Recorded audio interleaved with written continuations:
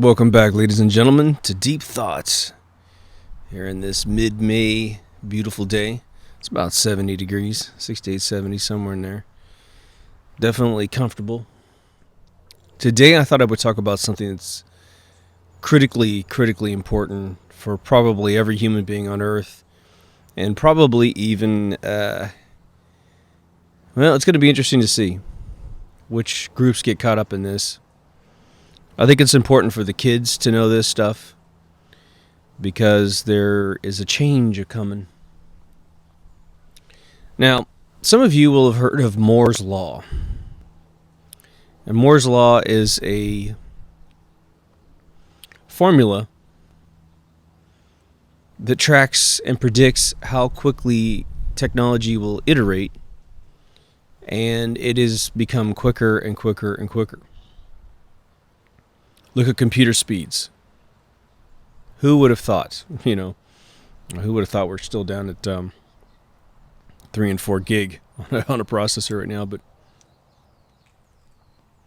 when I was a kid, I don't even know, it must have been like a quarter megahertz were the computers that I grew up on as a kid. And again, I got started really young. But, we just saw it growing and growing. And then it was like, we were in a few tens of megahertz, and then 10 years later we're in gigahertz. So things grow up quickly, things get more intense. We expect it in technology. We want our TVs to have more pixels, our cars to have more horsepower, etc., etc. But the one thing we don't apply this to is humanity. We don't say humanity has a Moore's Law. And in the next 50 years, although this is going to start way before 50 years, this is going to start in the next 10 years. Probably I would recommend you brace yourself for about 5 years. There's a bunch of professions that are going to cease to exist in terms of human beings doing it in first world countries. Now, the only thing that would prevent that, in my opinion, would be someone coming into the game and saying, well, we do have robots that can do these things, but because of humanity, we're not going to allow that to occur.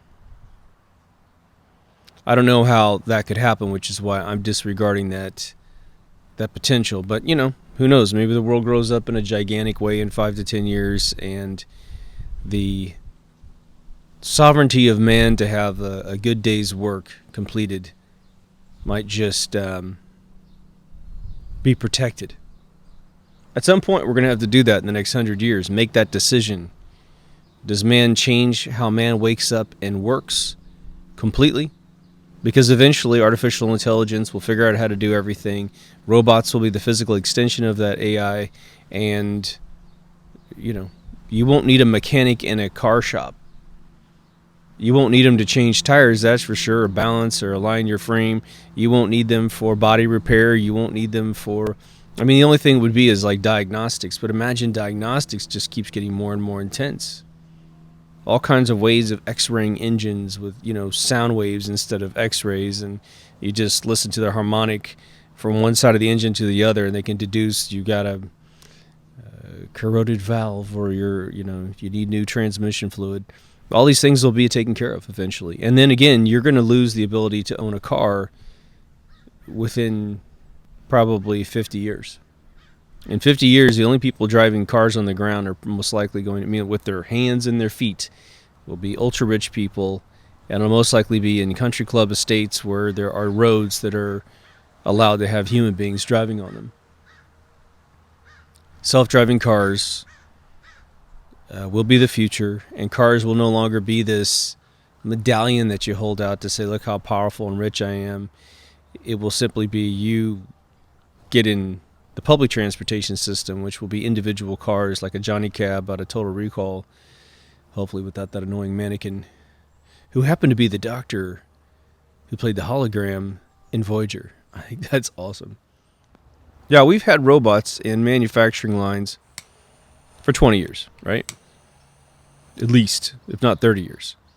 And they're helping to weld together panels inside car assembly lines. They can do paint jobs, getting the human being out of the toxic world of paint. They load up warehouses. They make microchips in warehouses. I mean, when I got here in '87, they said that the chip manufacturers in Taiwan and Japan were robots, and the whole thing ran in the dark. Just a couple of human beings to provide security. That was it. That's 30 plus years ago, 32 years ago. But it's one of these things where we brought in robots in places where human beings had barely tread before, at least in chip manufacturing, and then you have robots getting in and really sort of assisting some of the more laborious processes in manufacturing cars. Still plenty of humans moving engines around and panels around, all that kind of stuff. But it's going to go to the next level, and I think that the next level that robots are going to annihilate jobs, and it should be very interesting, and it will be fast food. A lot of kids, well, let's put it this way. When I was a kid, the only people that worked at fast food as a direct customer-facing employee were usually teenagers using it as a jump-off career before they went to college, while they're in college, while they're in high school, and you were to transition into life after that. And, of course, the managers were always grown-ups because they're making, hopefully, a nice fat salary. And today it's now, it's a full ecosystem, especially for a migrant worker coming in either legally or illegally.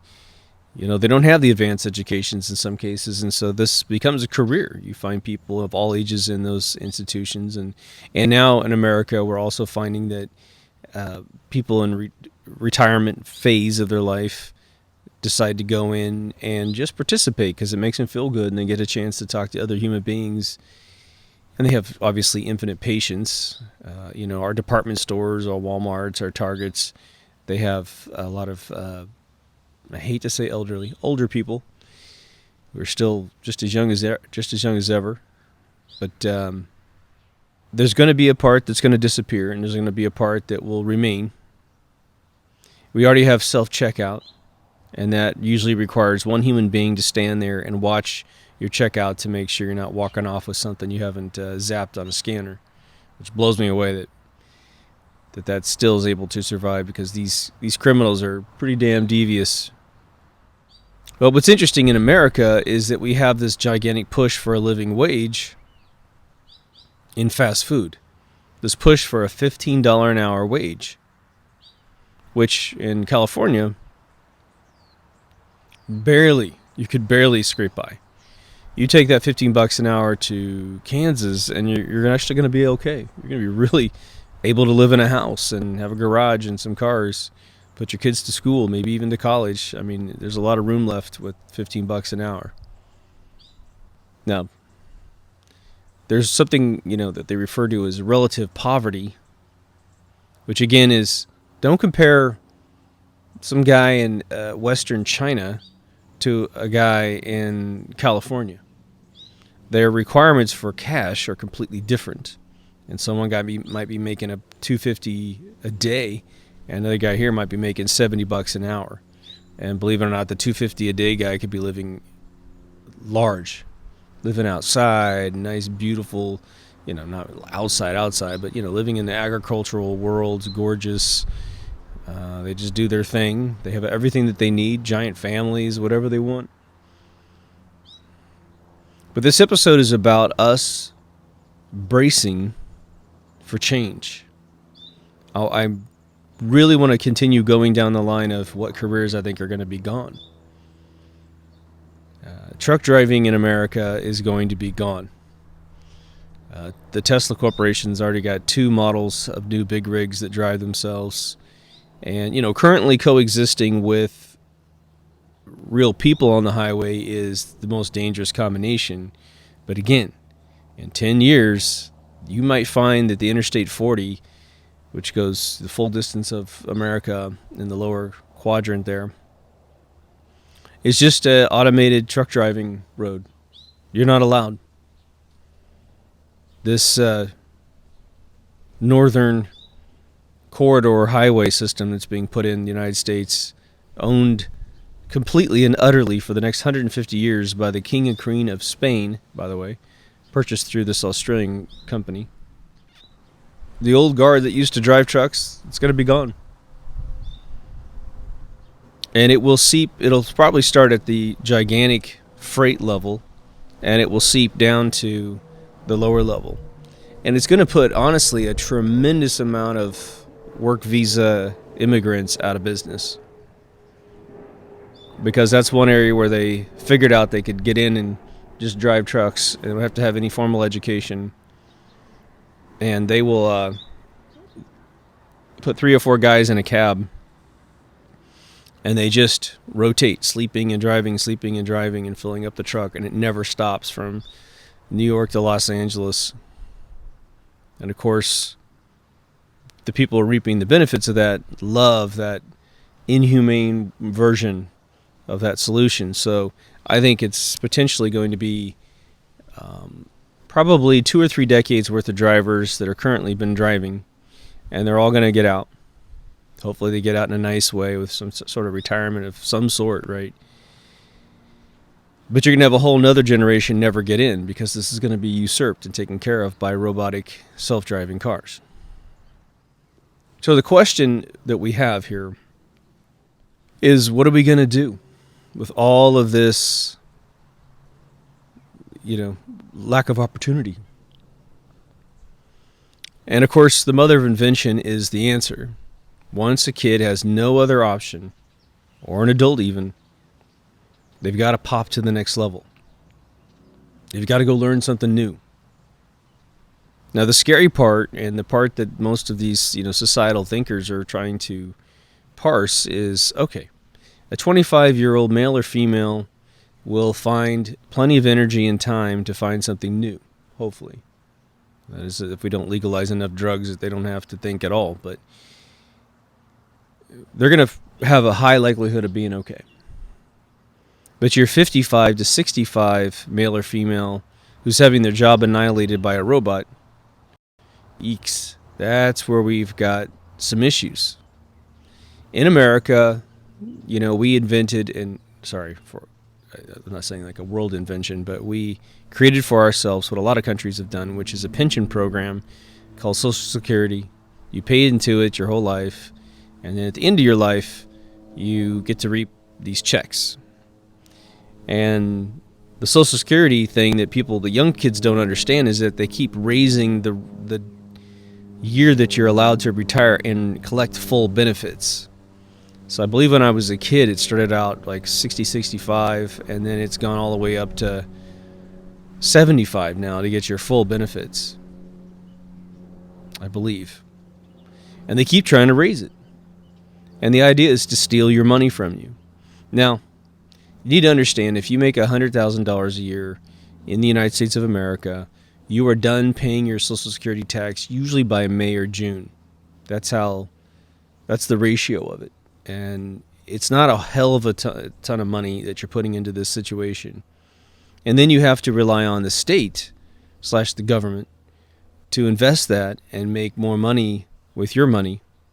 And so it's a kind of an existence tax that you have to pay if you collect any wage whatsoever over the table.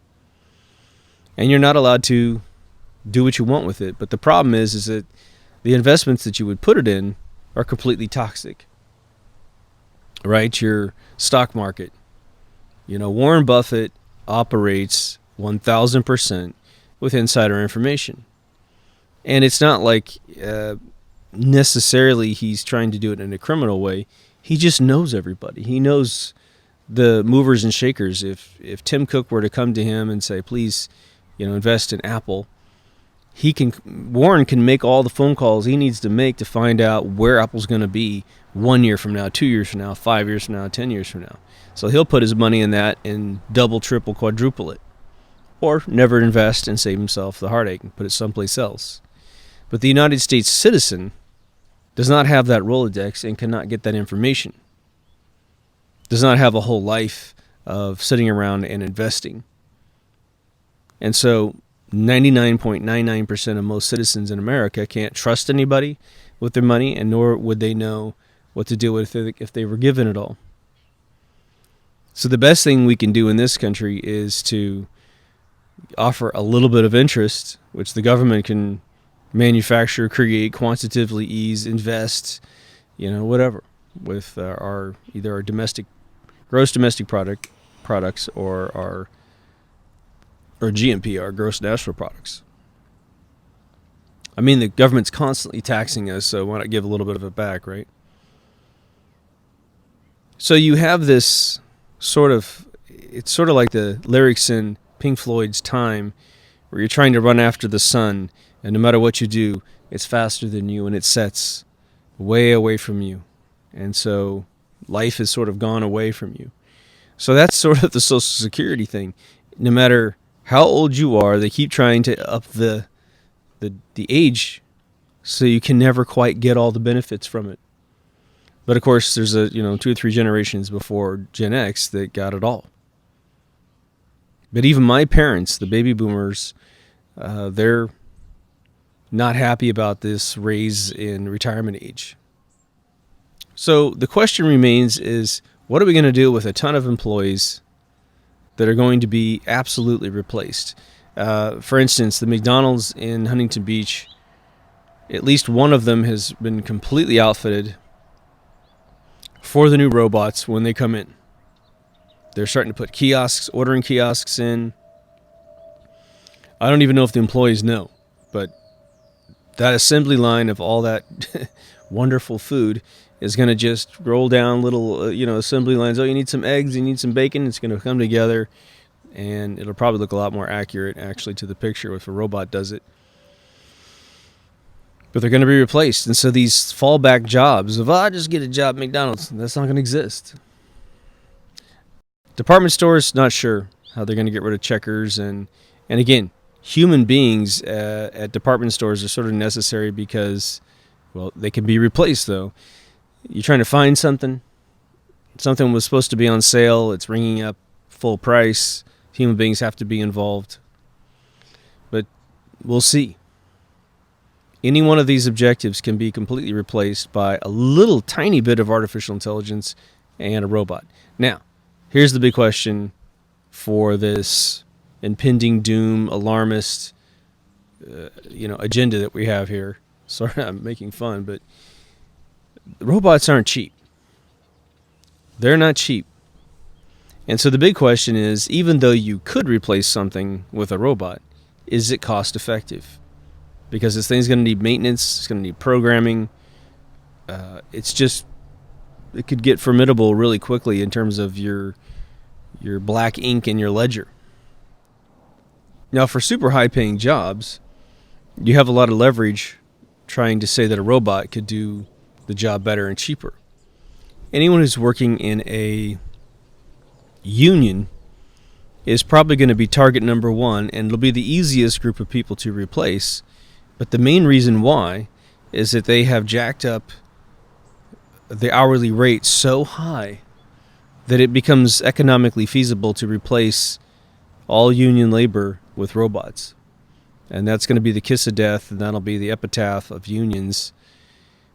And I think that'll be literally the first target of them all. Remember, when I told you about this guy talking to me about the moon missions at NASA Ames, I was waiting for an electrician to plug my computer into the floor at a trade show in 1991 for $65 an hour. Really? 140 grand a year? Something like that?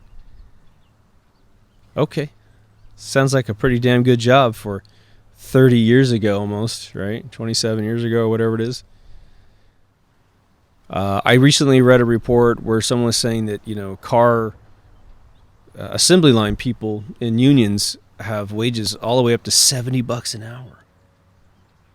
Yeah, and again, I don't have any knowledge of exactly what that particular labor does in terms of, is it the person putting in the engine, and it's really a high risk situation, so paying that kind of money is worth it, right?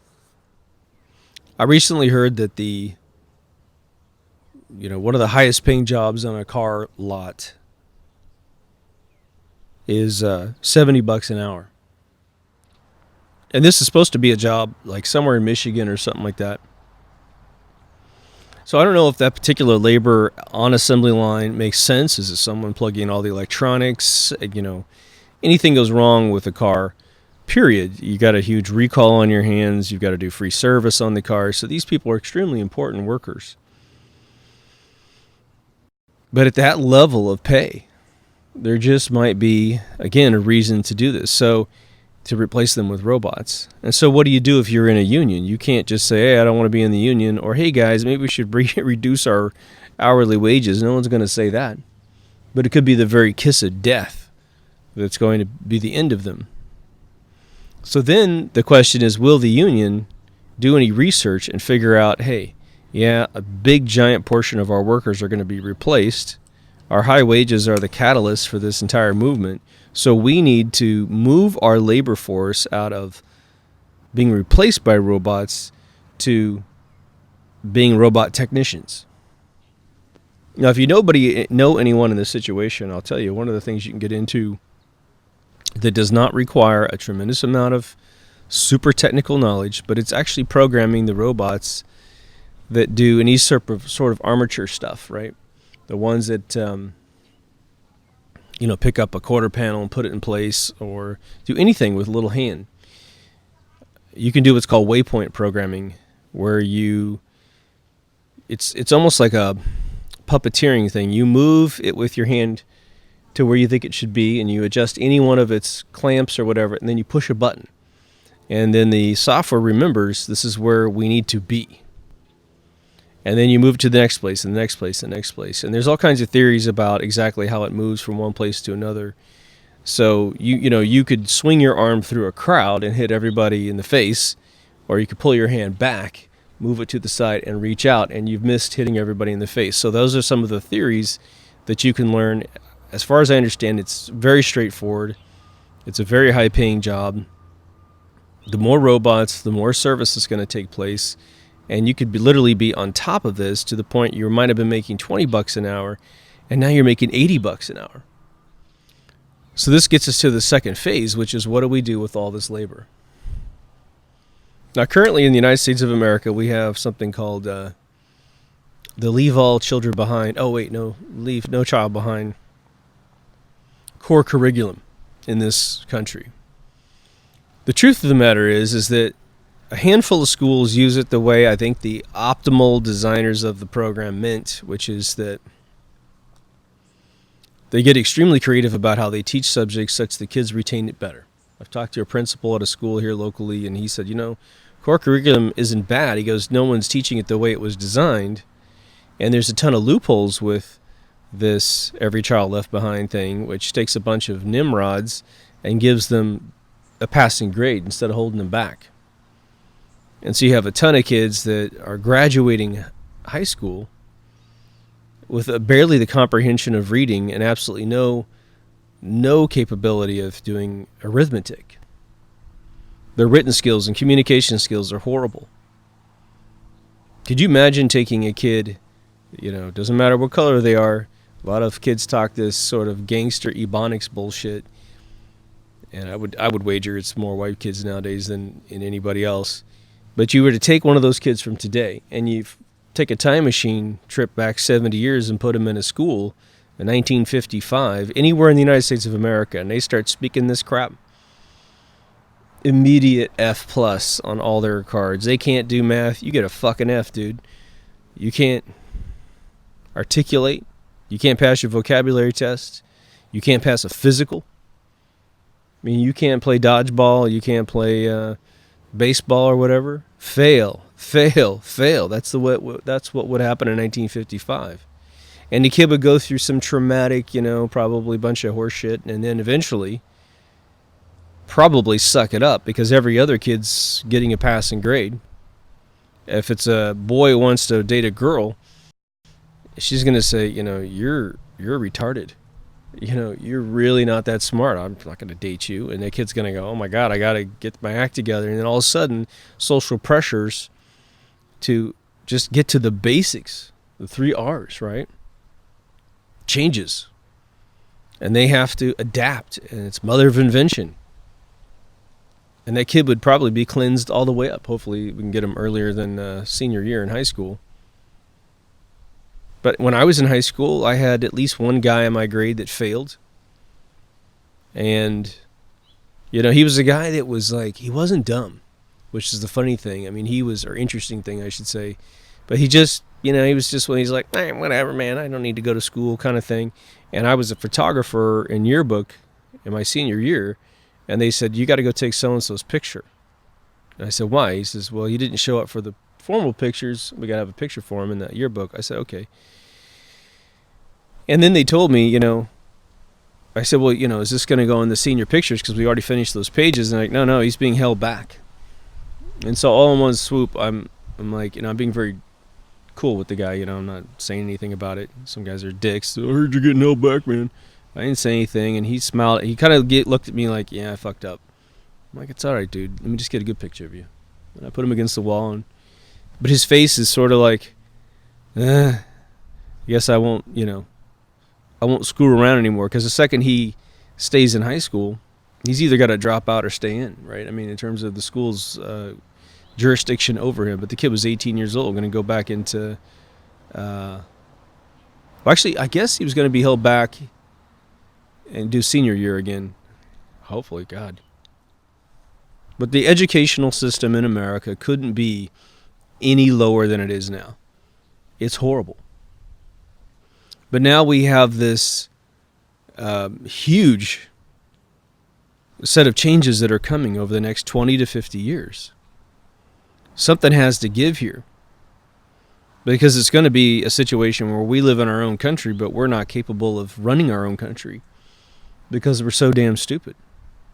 Now, obviously, education has always been attacked by sort of the European banking cartel when it comes to American education. They want us stupid, docile, so they can take us over and get back what they believe is their property, which is this country. Part of it's that they think that America is their property because they finance its inception. The second part is we're not in their control apparatus if we are independent and sovereign. So they've, through the 16th Amendment, the private for-profit Federal Reserve Bank controls the creation of our money. And so they pretty much have us by the short hairs right now. There is great hope that in the next 6 years we're going to lose even that shackle on our wrist.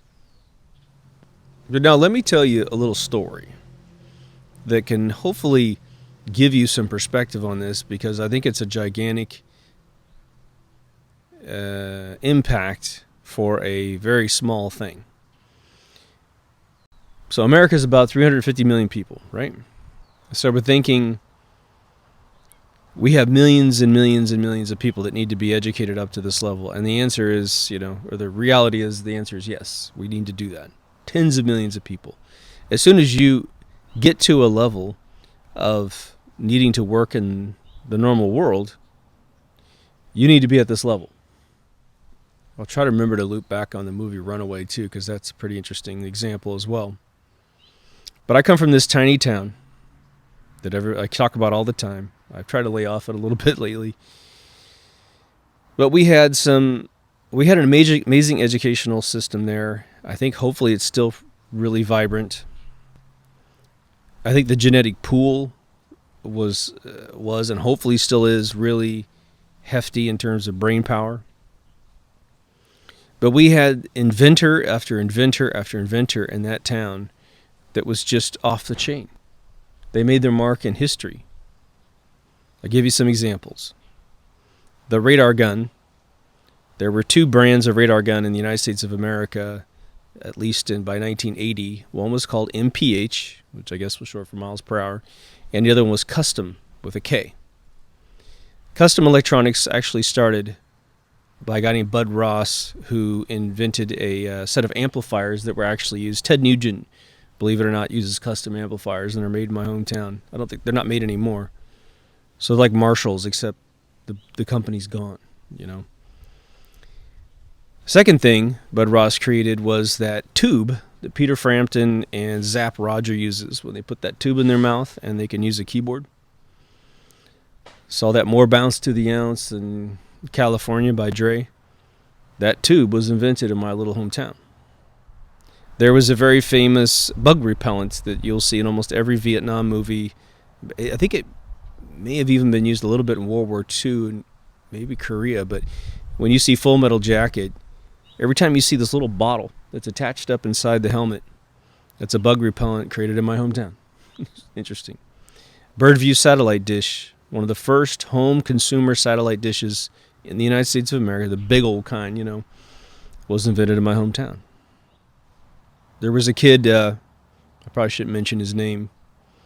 He has a very ironic name, but he ported the PC version of Google Earth to the Macintosh. And he's well known for being one of the geniuses. I think I might have gone to school. I think he was 2 grades ahead of me. He might be one of the geniuses that I watched programming chess games and that kind of stuff. If that's the kid, he was super inspirational to me, and I just never caught his name. Yours truly, participated in things like doing TurboTax and that kind of thing when it was called a different name back in the day. So the idea is a little tiny town can invent a tremendous amount of product for the entire country to enjoy. Look at Steve Jobs and Steve Wozniak. 2 Steves right out of Silicon Valley create one of the greatest companies that's ever existed in the history of the 20th century / 21st century. Tim Cook's version set aside, right? But what ends up happening is when you're in this world where you're surrounded by all this invention, then you live in a world where it's your turn to do something amazing. If any of you study the creation of hip hop and rap out of the sort of mid 70s and up, and you look at, there's some great documentaries on Netflix about it. You have all these guys in the urban areas of New York and eventually Los Angeles, but first in New York, where they were doing all these mixes, Africa Bambaataa and all these guys doing all this amazing stuff. Then the rappers got on top of it, and the rappers went after each other and got better and better and better, from Run DMC, Kool Moe Dee, Curtis Blow. I mean, the names are endless. Cool J and all those folks, right? And those are the latecomers, Red Alert and all these dudes. So when you're in those communities, it can be the most exciting thing in the world. And then it was breakdancing, And so when the 90s came around, as I always say in this country, I don't know about other countries, being a loser was the number one goal. On every minute level of cultural measurement, you were supposed to dress like a bum. Your music went from, really ornate skills to absolutely core power chords. Rap went from, hey, get out of the ghetto and toughen up and get your game, to smoke dope, beat your woman, and let your chains hang low, So now we're in sort of the apocalypse of education in America, where kids kind of want to learn stuff, and some kids are actually ferociously learning new things, and other kids are just absolutely overwhelmed. They're vaccinated, to the point where they can't pay attention. They're on all this Adderall and all this other ADHD stuff. And I just ran into this girl, one of our listeners posted it, and this kid is amazing. She calls herself LT Corbis, Corbis. It's LT Corbis. Her channel, I don't know if it's her channel, but her channel on YouTube is called Soph, S-O-P-H. And she's a 13-year-old kid with probably an IQ very close to 180. And I'm not exaggerating. This kid's vocabulary is unbelievable. Now, she's very rated R and rated mature for a 13-year-old, but she's using language, as much as it might offend some snowflakes, she's using it in a very intelligent way. And she's sort of just fed up. At 13, she's fed up like a 45-year-old dude. It's unbelievable. But this kid is bringing up subjects that are very touchy. She gets a little bit into the social interaction on YouTube. But lately, if I watch all of her videos chronologically, she kind of got rid of, responding to people's hate on social media. But this kid is hitting subjects like, apparently 49 states out of 50 in the United States of America allow child marriage. And she outlines it beautifully, where from the age of, in some states, it's as low as 12 years old for a female. And as long as the parent gives consent to a grown adult, they get married off to these adults. And because a child can't file court cases in their own behalf because they're under 18, they're stuck in these marriages until they're 18. Child service protection, they automatically can't, through jurisdictional limitations, touch the kid because they're married now. And if you think the numbers are exaggerated, the amount of kids married, I think between 2000 and 2010, out of all 49 states, was 167,000 kids were married to specifically people over 18. And I guess the average is damn near 20 years older. So adults are marrying kids and claiming religious providence, right? My religion says I can do this.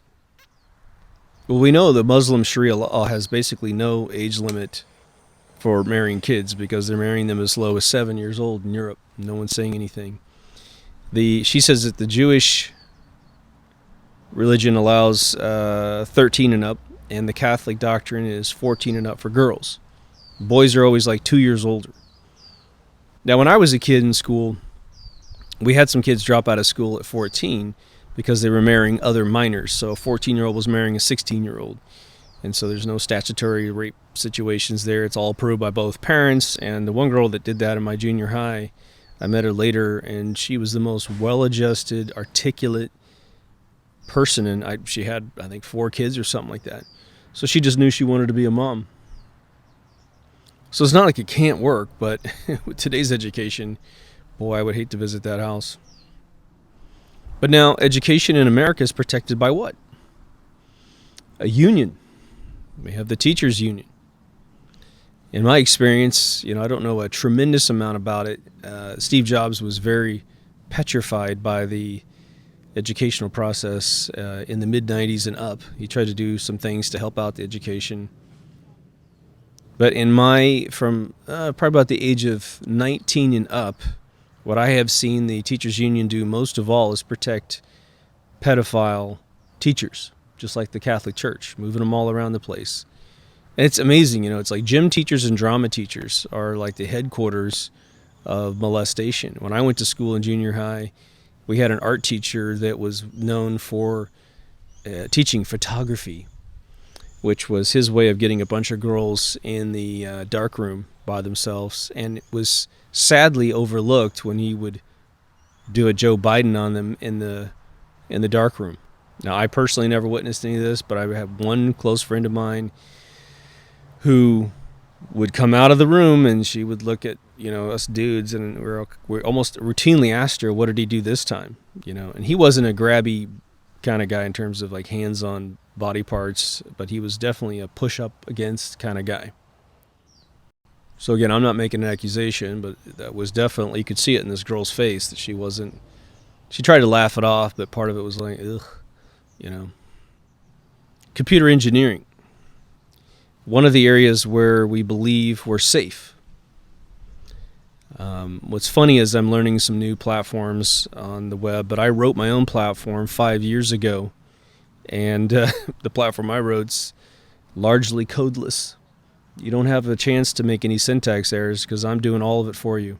You just teach me your database, you teach me your using a wizard, you teach me your associations, drop-down lists, all that stuff. All your CRUD buttons are all taken care of for you, so you don't have any issues. So I can tell you from my own engineering prowess, code will eventually be either so simple to write that a kid can do it, like it used to be when I was a kid, or it'll be completely automated.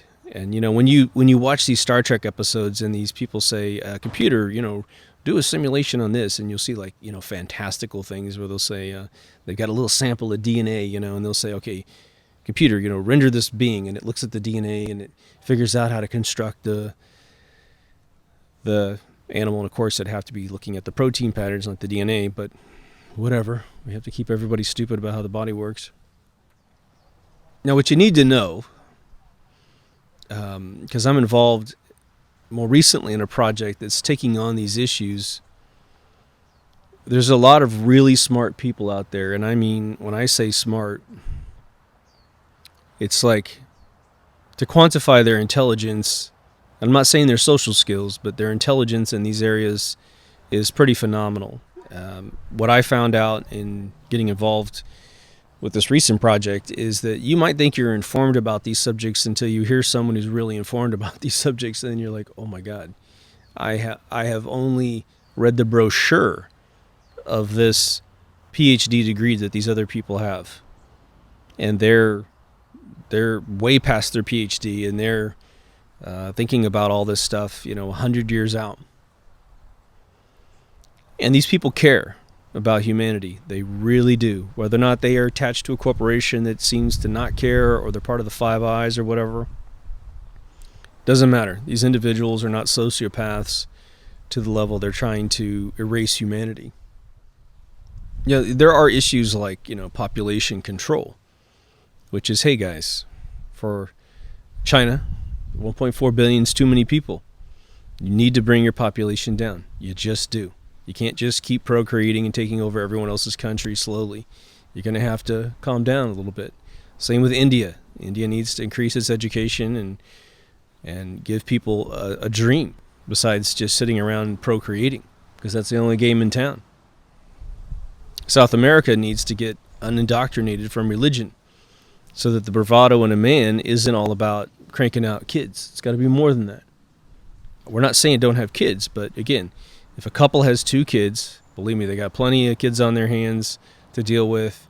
They're capable of saving money and putting them through college because they don't have too many kids, right? Once you go over 2 kids, just putting 1 kid through college without a college loan is tough. My family, we were able to do that for my daughter, so she has no college loans at all. But if I'd had 2 kids, one of them's going to have to take loans, or both of them are going to have to take loans. And of course, the game in town is the rich people get to have kids and poor people don't.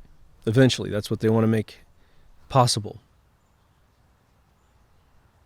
What I have heard recently, which is a good indicator that things might be changing, is that most, even just above average thinkers in this country, even commentators and news shows, are now starting to say that the university system in the United States of America, especially related to, degrees and loans, the loan program is completely out of control.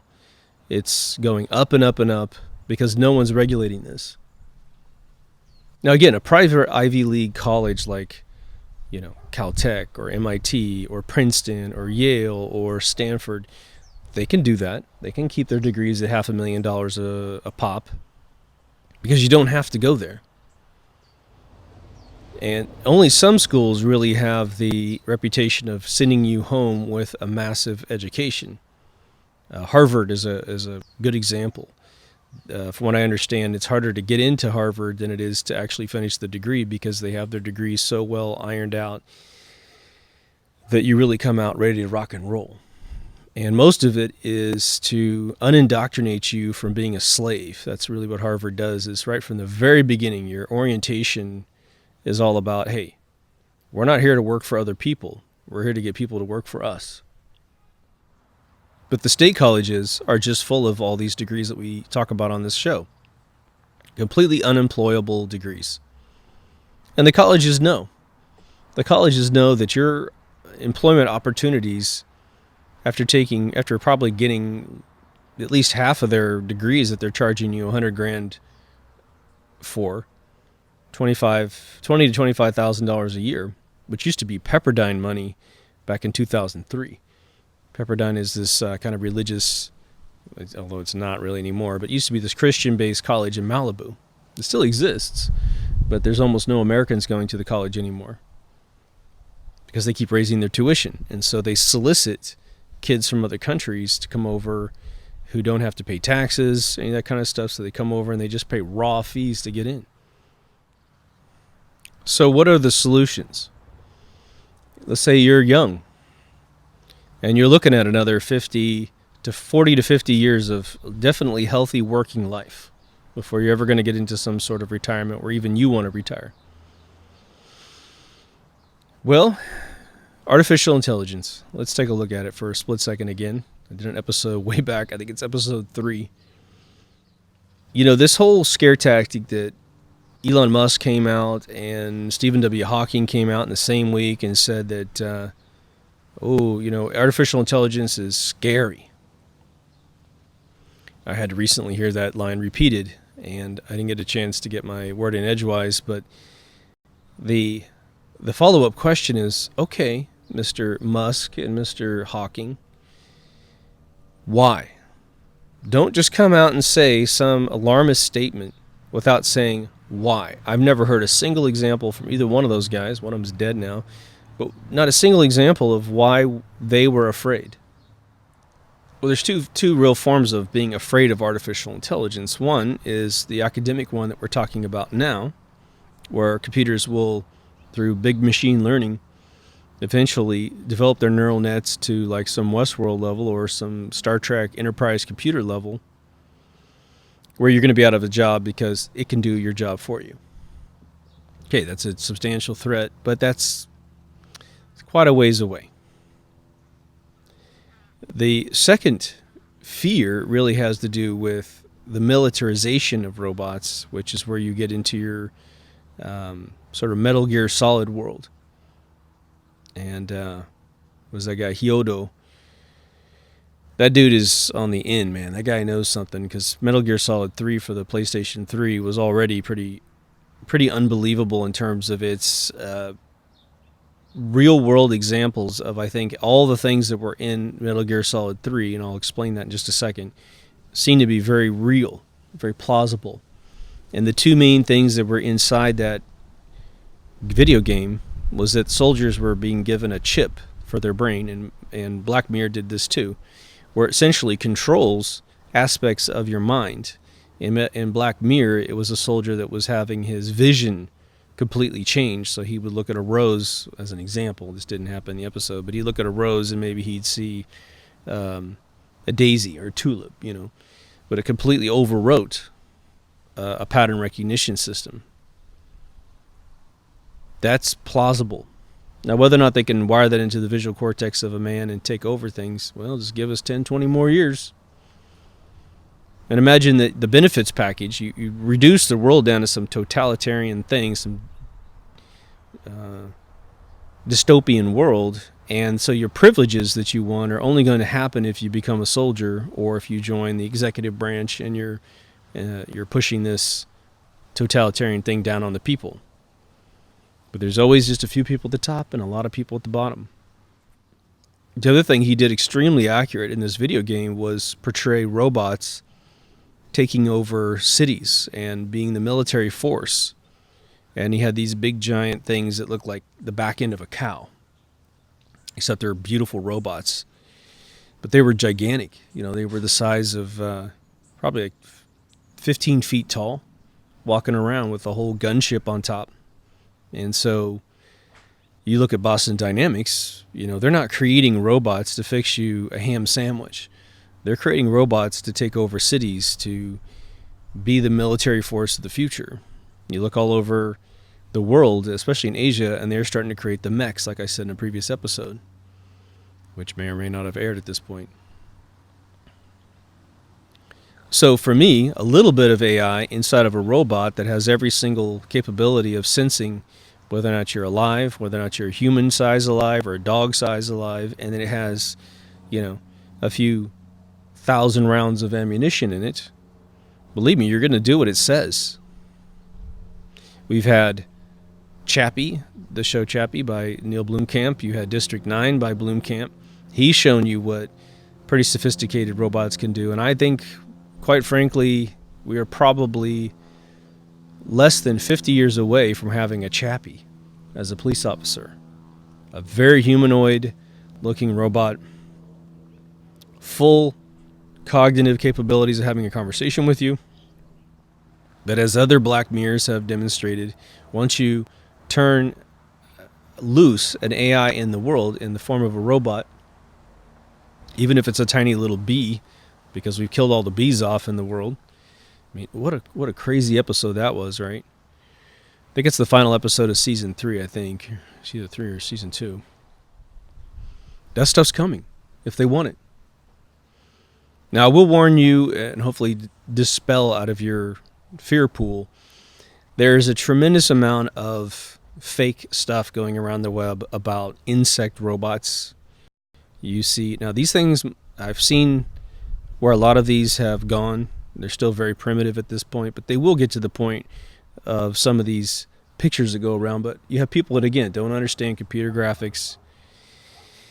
And so you have an art student who is generating some cute little robotic bee or dragonfly or roach or whatever, and they put, of course, some sort of fake sensors on them, and they unleash this photograph, and then people have pushed this one photograph around, this bug robot, as if it's real. Yeah, some extreme circumstance, there would be something that's probably real, like the roach in Fifth Element, that was spying on the president. He eventually, crushes it with his hand. So, yeah, some of those basic systems can work. But here's the problem with generating these robots and deploying them to the world to do something nefarious. Let's say we spend $500 million creating a bug that spies on anything it wants to spy on. The problem with that theory is that as soon as it malfunctions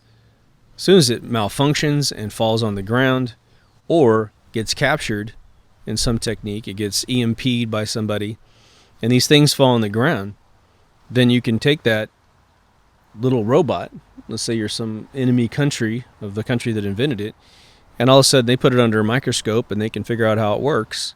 And of course they would have fried the programming in it if they EMP it, but if it just has a wing problem and starts buzzing around on the ground trying to fly, but it can't, and someone grabs the thing, if it doesn't have some little self-destruction node in it, then your enemy's going to catch up with you really quick.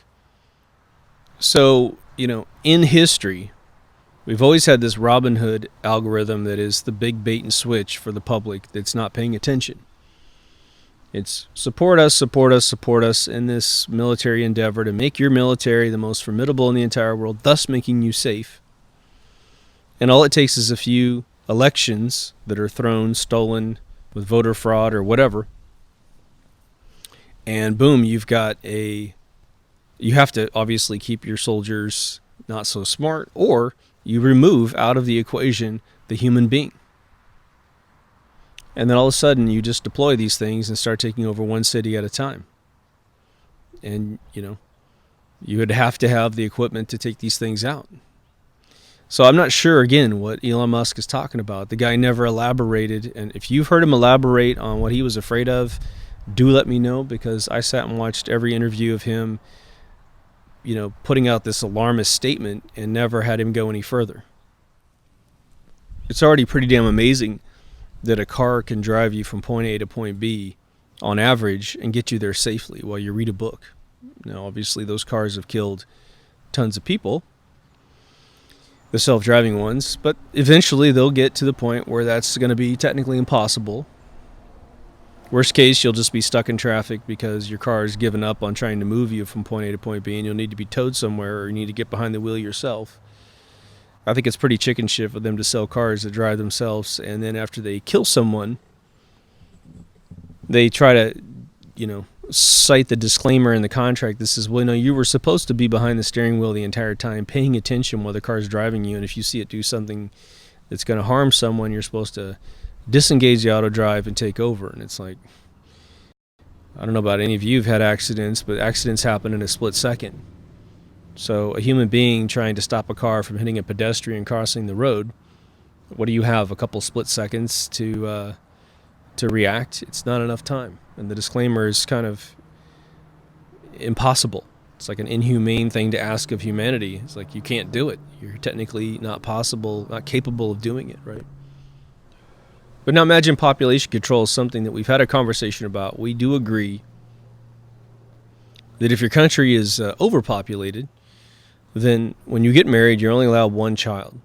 That way, two people go down to one. If you divorce and change partners, well, there'd have to be some bit of legislation that says, well, if your partner hasn't had a kid, then you can divorce and have another kid with someone else. But after that, no matter how many times you remarry, you're disqualified from participating in the creation of another human being. Well, then you're out of the game. You're literally going to be marrying some other person. You have to literally marry someone else who's already had a kid, or not get married at all. Because someone might reject you and say, well, you're not allowed to procreate, so I don't want to marry you. But how do we, let's say we've had that conversation and we recognize the need to depopulate some countries and to sustain population in other countries. And some countries may have plenty of real estate, and they're like, look, we're allowed to get up to this amount before we turn on this global legislation, this Agenda 21 or Agenda 2030 thing now. And how do we deal with that? How do we consciously go, well, okay, we're all going to sign this, we're all going to get into this because the world does need some population control. And then from that point forward, aside from a plague that goes ripping through your country and kills, tens of millions of people such that you could have more than two, you'll be stuck at two. My fear is that it will go way beyond that. It will go to the point where, someone will say, well, you have to have all your kids by a certain age. Otherwise, just don't do it. You have to prove, perhaps, at some point that you have the financial responsibility to have children. Now, what's fascinating living in Southern California is that there's definitely a tremendous amount of migrant workers and, people from South America, and they don't have a lot of money, but they work their butt off. And again, we don't see, this is a distinction here, it's very interesting in Southern California. You will see homeless people begging for money on street corners, and I would tell you that on average 80 to 90% of the homeless people begging for money are white people. I rarely see a black person doing it in my area, but if you go to Los Angeles, it goes about 50-50 black and white. You absolutely never see an Asian person begging for money, and you never see a Mexican person begging for money, and you never see an Indian person begging for money. It's very interesting. I don't even see Muslim people begging for money. So what's interesting about this is that, the indigenous race of this country, which I would say is easily black and white, and I would say that, there's a huge Asian community as well that helped build this country. They're the ones that are being displaced by other human beings. So in some weird irony, we have an example of how this sort of replacement mechanism works against the indigenous folks. But again, imagine that mowing your lawn is no longer something that a human does. A robot does it. I think we're quite a ways away from doing that, but let's say it happens. Weed whacking, doing the lawnmower, sweeping, leaf blowing, all that stuff is all taken care of by a robot. Well, now all of a sudden, a giant portion of what these migrant workers would do is gone. Being a short order cook, it's gone. A robot can do it in 2 seconds and always get your eggs right and always get your waffle right and all that stuff. In fact, your hamburger looks like the picture in the menu because that's just what happens.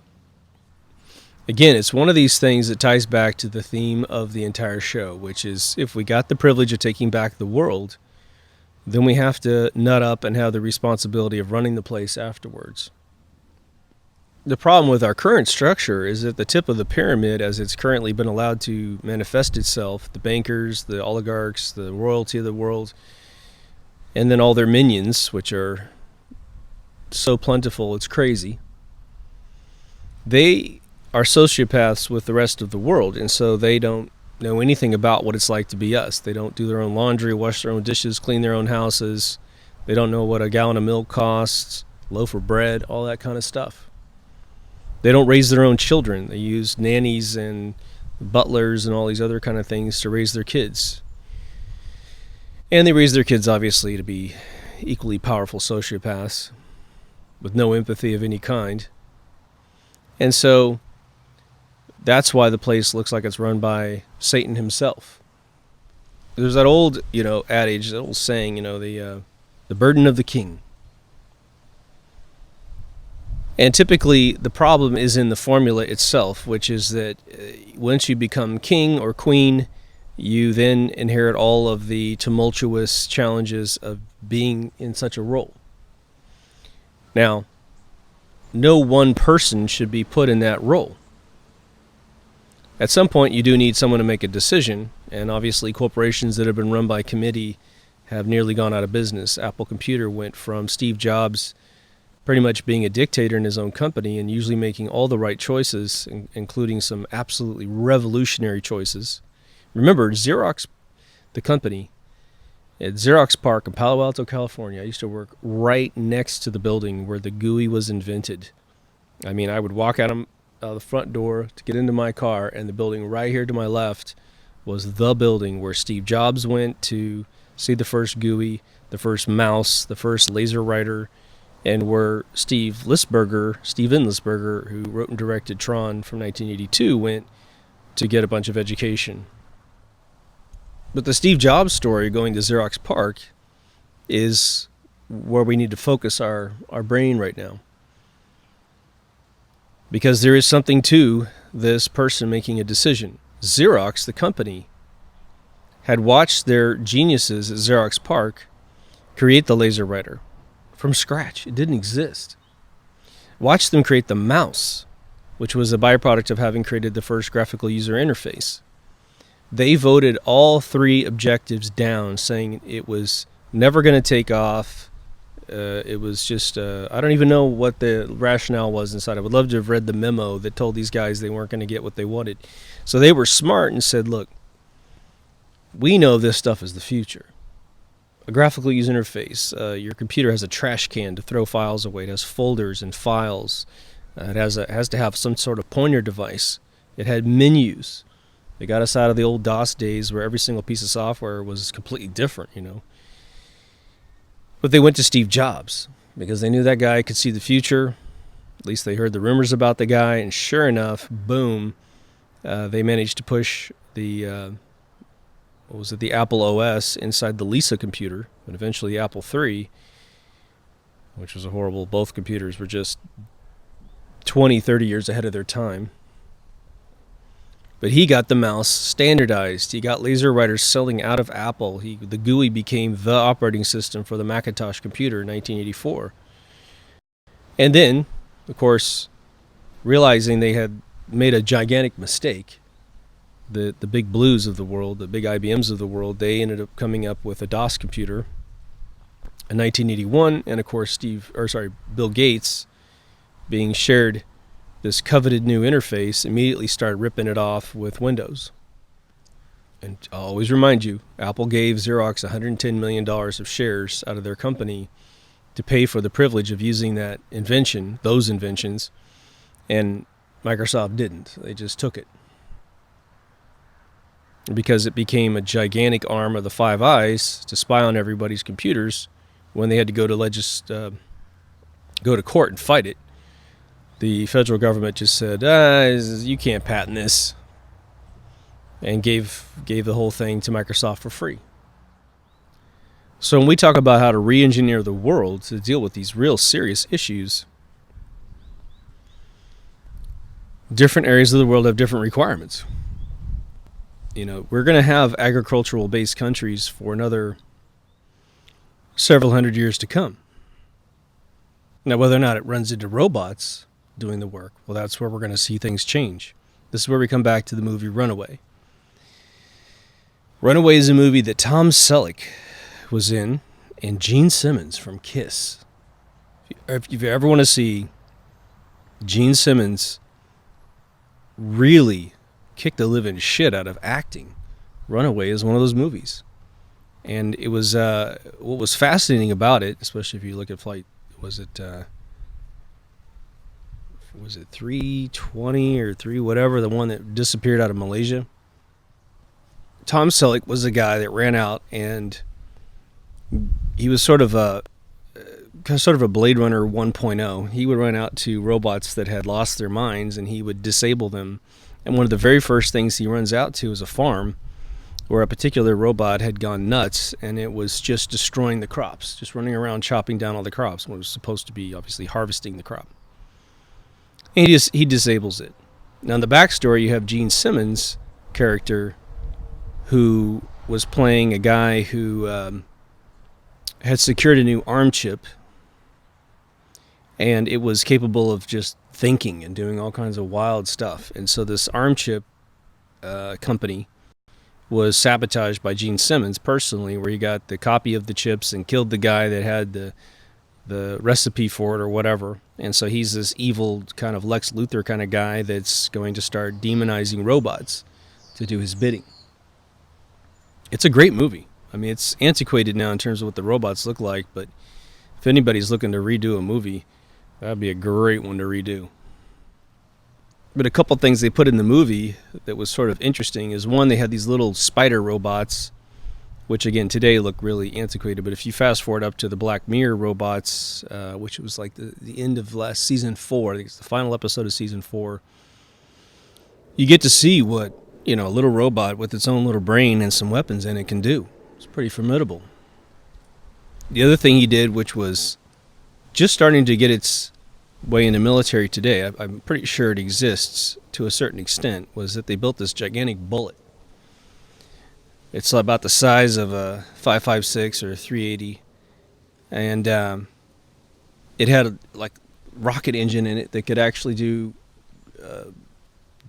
like retro rocketing, so the bullet could actually change directions and go, and it actually had your DNA pattern in this ARM chip inside the bullet, so you just fire the bullet in a crowd and it will zip around the crowd until it finds you and then hits you. And Tom Selleck gets one of these bullets shot at him once at one point by Gene, and he's got to run his ass off to try and divert the bullet into like a wall, and he eventually succeeds. And this won't ruin any of the movie for you at all, but obviously at the end there's a showdown between the two of these guys. Definitely worth seeing. Probably one I should have put in my forgotten sci-fi films. We know that the politicians of the world today are corrupt beyond anyone's imagination. And I say that very literally. Even for the most imaginative person who can see conspiracies, these folks have got schemes where, you know, in my opinion, they learned it off the mafia. If you study the Italian mafia, it's not just the Italians, but I almost feel obligated to give them the credit for this. They were the ones that mastered post-British opium schemes. They would see something that they could exploit, and so they were the ones that really got, as far as I have heard it, cocaine and heroin. Heroin was an old product, but cocaine, getting it moved to Colombia to be grown and then distributed around the world. The mafia was the first group of folks to do that, and then the CIA looked at them for 10 years, figured out the entire business model, and then moved to wipe out the mafia so they could take it over. One of the other big scams was the gasoline smuggling. So you would have these gas stations all over the East Coast, and the gas is being brought in refined from some other location, and they were able to sell gas at these cutthroat rates, or at least at the same rate, but their profit was 100% because somehow they were able to hide a lot of their profits underneath the normal taxation system. But again, that gets taken over. Today's scams are extremely deep. You have countries attacking other countries' oil rigs and blaming it on accidents or mismanagement. The big Gulf BP spill that actually occurred, again, I got it from 2 degrees away from one of the VPs of BP, and they truly believe at the top of that company that their rig was attacked. And you look at who benefits from such a thing, and it's going to be all the other oil companies. So it was like, you're not allowed to take that much out of the Gulf, I guess, was someone's decision. And so they suffered a gigantic loss of oil collection, but they also suffered a massive global PR problem when their rig spilled a ton of oil into the Gulf. And again, there's a cover story that a part wasn't serviced and all that kind of stuff.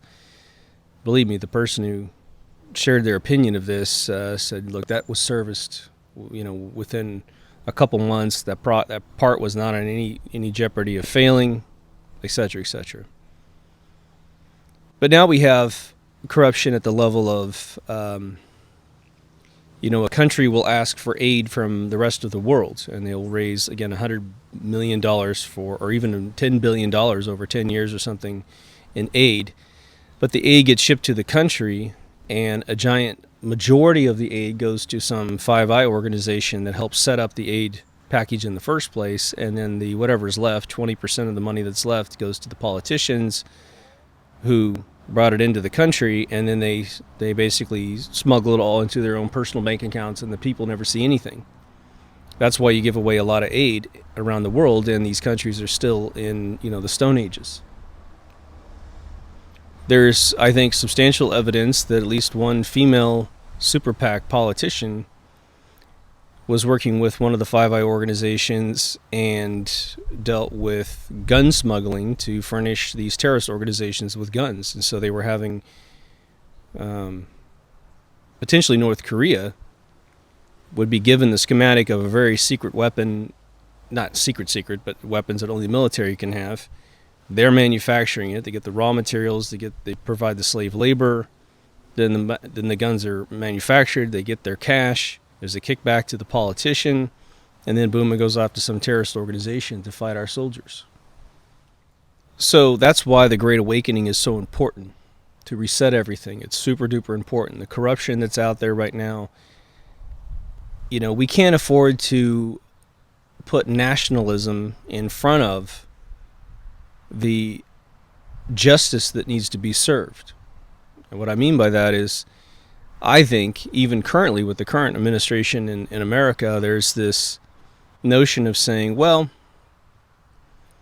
we're going to conceal a lot of the crimes that are happening, but we're going to address them and get these people out of office on the back end. The problem is that society then gets robbed of the ability to learn about what the corruption really was. Now, the good news is that the Great Awakening is actually spreading these true crimes to all the people that are paying attention. And regardless, again, if the 17 movement is real or not, the 17 movement has utterly exposed the issues that I'm talking about. Go back to the theme of the episode. Your right brain is where you can hide all of your skills, or I shouldn't say hide, but develop all of your skills to postpone your own personal loss from this exponential change that's coming over the next 50 years. I'm always talking about creative endeavors on this show. Because one, I think your right brain needs a lot of stimulation for you to truly enjoy life and not become a slave. Now's the time to go and accentuate your right brain. If you're young, don't overlook all those things that the adults scoff at that are creative. Whether you be an artist, you can be an artist in all kinds of different things.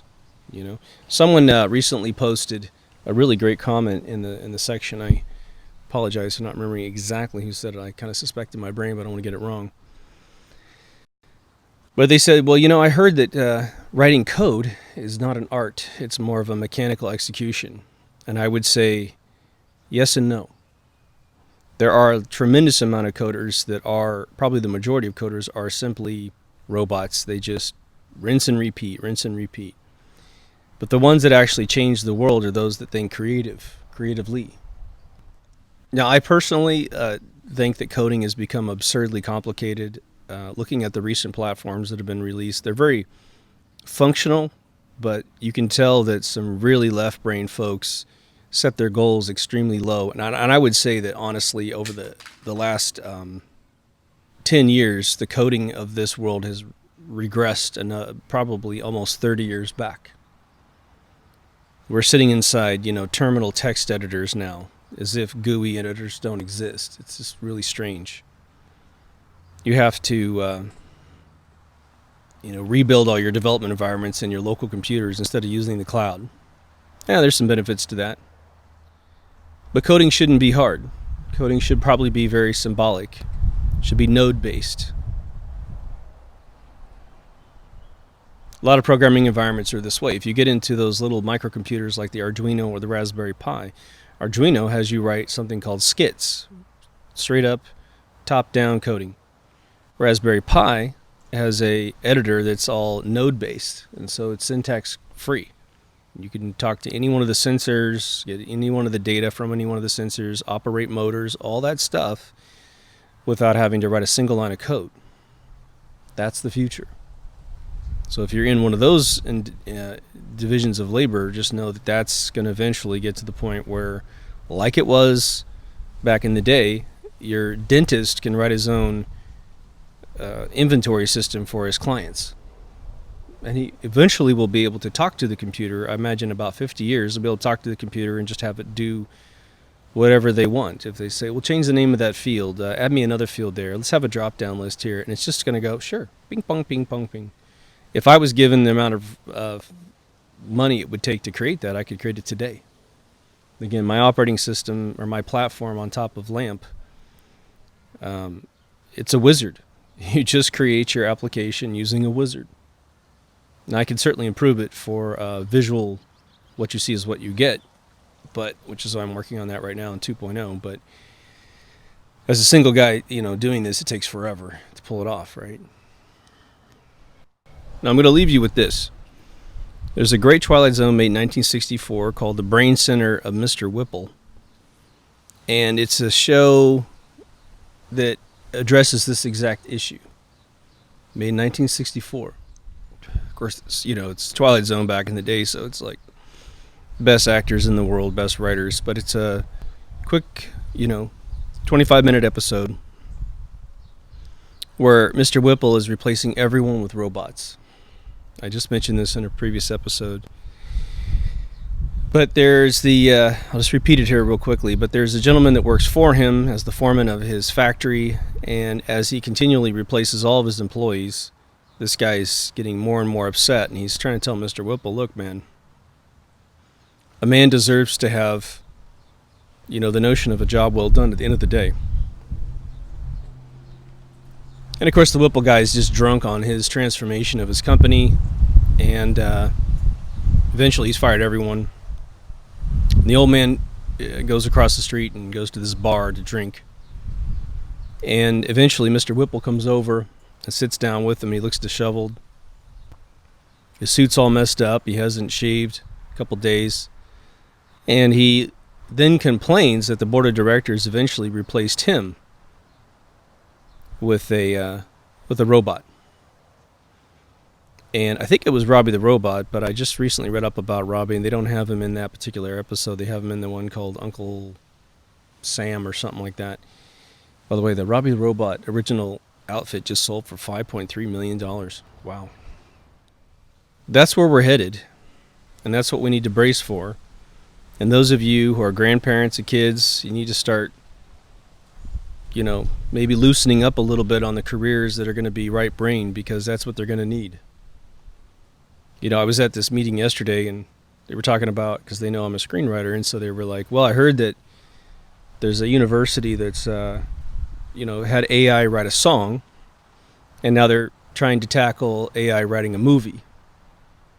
What's kind of funny about that is that the quality of films that are out there today, an AI could probably beat a lot of those, but they're trying to conquer, I think, something that's going to be infinitely complex, which is, how do you make someone laugh? How does a computer know what's funny besides ripping off jokes from other episodes, from other TV shows or other movies or something like that? So it'll be a while before all creative endeavors are taken over by computers. But again, computers can only be as smart as humans have empowered them to be, whether it be smarter than man because computers are allowed to learn beyond, use supersets of data to do big machine learning to figure out something. But without that algorithm written by man, you don't get to that level. But, in 100 years from today, we will have robots in our life. They will be our police, most likely. They'll be our military. They will be in our homes providing services. And my fear is that the second that man doesn't care about man is the second that the empathy that would be programmed in a robot to take care of, say, a relative in hospice. It's no joke that around the world, some organizations like that have abused patients considerably. Mental institutions have been notorious for abusing the patients. And of course, these patients are definitely super difficult to control and will test anyone's constitution for being giving. But you would think that a robot could be programmed to never take offense, sort of like a Data from Star Trek, and always provide optimal care. Who knows? There's a movement in Mountain View, in the Singularity Project, to download the human consciousness into a computer, and so that people can live forever. Kind of scary, ain't it? I think the soul exists, so I think that at most you might be able to create an artificial intelligence impersonation of the person that was alive by saying, well, we studied every single thing that a person said. I mean, imagine my 500 videos or whatever it is. I guess it's like 425, but what is it, 600 hours worth of me talking. An AI could listen to everything I say and pretty much get to the point where he would never say this, he would say that, he would cuss here, he would not cuss there. These are the things that pushed his buttons, these are the things that made him feel warm fuzzy. And so just by studying my language on this show, and obviously copying my geometry, they could create a max headroom that would be me. I think that exists to this day. I think you could do it for any personality that's been expressing a more personal opinion. Maybe not a mockingbird journalist, quote unquote, who's reading from a script constantly because you don't know anything about them personally. But anyway, it's food for thought. I think this is an extremely important topic. I think that the more we deal with it before it hits us in the face, the more we're going to be prepared for it. But there are going to be tons of people, like the people right now, that are afraid of computers. They're just afraid of the keyboard. And they're not going to be ones to change to avoid this. But my hope is that they're old enough that by the time all this stuff arrives, they're done. They're in their retirement age. But the Gen Zers of the world are going to live right through this era. And we will suffer as a society if we don't take this stuff seriously and try to find out what man is good at that the computers will never be good at least in the lifespan that you have. So I hope you feel me. If you haven't been to deepthoughtsradio.com, please go. It's where the audio and video are in case you want to switch the type of feed you're getting. We have a locked Facebook group with some great people. We have a Twitter account, which just provides the feeds to you guys. We have 2 ways to donate to the show, PayPal and Patreon. We have a link to the new all remastered Season 1, which hopefully in the next couple months will be completely finished. That channel will, again, only have 100 videos in it at best. Until next episode, take care of yourself and someone else, and I'll see you in the next Deep Thoughts. Over now.